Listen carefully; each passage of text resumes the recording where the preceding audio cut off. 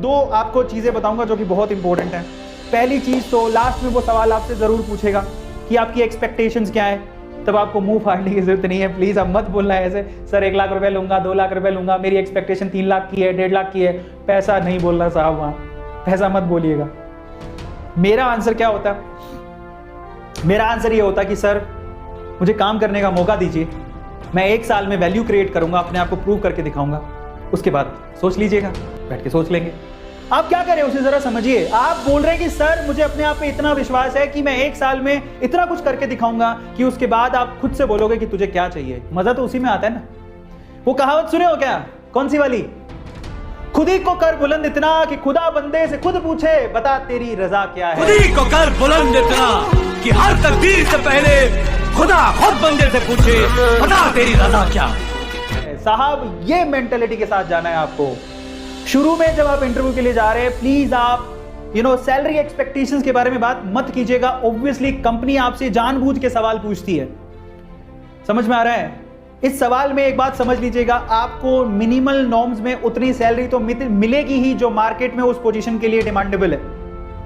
समझ रहे हो? वीडियो एडिटर की मिनिमम सैलरी कितनी होती है? 40-50 हजार, वो तो मिलेगी ही, कंपनी खुद ही दे देती है। आप मुंह से बोल लेंगे, नहीं बोलेंगे तब भी वो इतना तो देगी ही।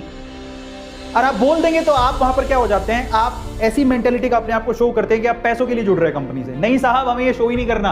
अगर आपको जॉब चाहिए तो आप आंसर याद रख लीजिएगा। आपको ये बोलना है कि सर अभी पैसे मैटर नहीं करते, मैं आपकी कंपनी से जुड़ता हूं, 1 साल में एक वैल्यू क्रिएट करूंगा, तब हम लोग सोच लेंगे।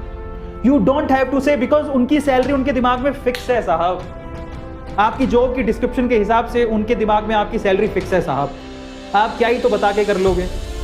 आप बोलोगे 1 लाख, बोलेंगे नहीं हम तो 50 हजार सोच के बैठे हैं, अपनी बेइज्जती कराने का फायदा क्या है? क्योंकि वो देंगे तो उतना ही जितना वो दिमाग में सोच के बैठे हैं। समझ में आ रहा है? तो फिर बेइज्जती करवानी क्यों? बेटर है कि आप यूं बोलिए कि सर अभी आप कुछ भी दे दीजिए, मैं 1 साल में अपने आप को अपनी कंपनी के वैल्यू क्रिएट करूंगा और उसके बाद हम सोच लेंगे। This is the proper answer, जिसमें आप दिखाते हो कि आप पैसे के लिए काम नहीं कर रहे हो, आप कंपनी की ग्रोथ के लिए काम कर रहे हो। फिर वो पता है, और ऐसे करके बहुत लोगों ने अपने इंटरव्यू क्रैक की है। ये बहुत अच्छा तरीका है लास्ट के क्वेश्चन का आंसर देने का। समझ में आया किस किस को ये आंसर अच्छा लगा? एक और बात बताता हूं। दूसरा, जरूरी नहीं है कि इंटरव्यू में आपको सारे सवालों के जवाब आते हो साहब। इस दुनिया में कोई ऐसा नहीं है जिसको परफेक्टली सब कुछ आता हो। आप कहीं ना कहीं अटकोगे। लास्ट में जाते जाते आप एक लाइन बोल दीजिएगा। पहली लाइन तो मैंने आपको समझा दी कि सर सैलरी का भी फर्क नहीं पड़ता, 1 साल में आपके यहाँ काम करूंगा, वैल्यू क्रिएट करूंगा, उसके बाद हम लोग देख लेंगे। So this is the proper answer for the last question. And there is one more question. What is that? क्या क्वेश्चन होगा उसके दिमाग में? कहीं ना कहीं तो आप पूरे इंटरव्यू में कहीं ना कहीं तो अटके होगे ना। लास्ट में ना कोई क्वेश्चन नहीं होगा उसका, आपको उसको एक लाइन बोल के जाना है। क्या बोल के जाना है? कि सर हो सकता है कि इस पूरे इंटरव्यू के दौरान मैं कहीं अटका हूं या फिर मैं आपको सेटिस्फाई नहीं कर पाया हूं, मे बी। आप बोलिएगा कि सर ऐसा हो सकता है कि मैं आपके किसी सवाल का जवाब ढंग से नहीं दे पाया, लेकिन सर मैं एक बात जरूर जानता हूं कि किसी सवाल का जवाब कैसे ढूंढना है ये मुझे आता है सर। वो बहुत इंपॉर्टेंट है, क्योंकि समझिए कि हर कोई सवाल का जवाब आप नहीं दे सकते हो, लेकिन अगर आपको यह पता है कि उस सवाल का जवाब कैसे ढूंढा जाता है तो किसी न किसी दिन तो ढूंढ ही आएंगे ना। तो ये 2 लाइनें इंटरव्यू क्रैक करवा देंगी आपको। याद रखिएगा, मैं आपको एक मेरा एक्सपीरियंस शेयर करता हूं। मैंने ऑलमोस्ट सारे इंटरव्यूज क्रैक किए हैं अपने कॉन्फिडेंस के दम पे। ठीक है, मैं आपको बताता हूं। एक बार हमारे कॉलेज में, और मेरे को ट्रिक पता लगी थी, उसकी ट्रिक्स होती है।